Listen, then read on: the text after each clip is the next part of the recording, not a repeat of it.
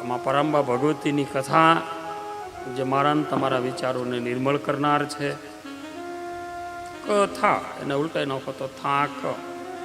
ગોપીઓ પણ શું વારંવાર કે, એક વખત નહીં, શ્રીમદ ભાગવતમાં વારંવાર કયા કરે. તવ કથામૃતમ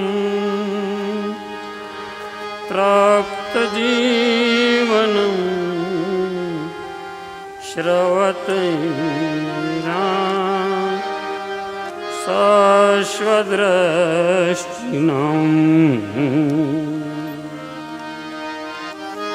શ્રવતૈન્દિરામ પતિનામ કથા તવ કથામૃતમ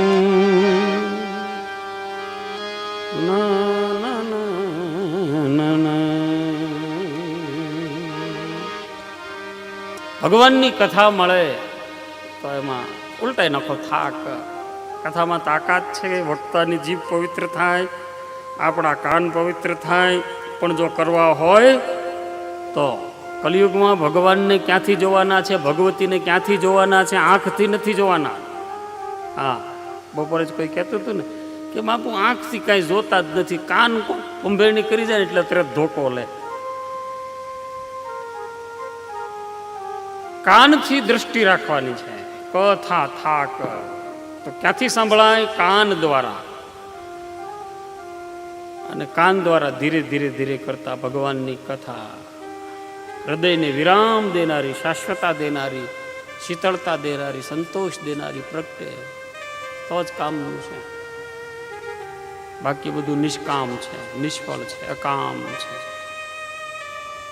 આ ભાગવત ભાગીરથી શ્રીમદ દેવી ભાગવત એ શક્તિ સંહિતા છે, ગાયત્રી ગાથા છે, ગૌરી પૂજનના દિવસો છે એમાં, અને ઉમા પુરાણ, હિંગોલ પુરાણ અને મહામહિમાવંત દેવી દેવતાઓના પણ જે પાવર્સ છે એ આ અષ્ટભુજાળીમાં પરાંબા ભગવતી જે લક્ષ્મી દેવી છે, મહિષાસુર મર્દિની, ચંડમુંડને મારનારી માં ચામુંડ દેવી છે, એ જ સામર્થ્યશીલ છે.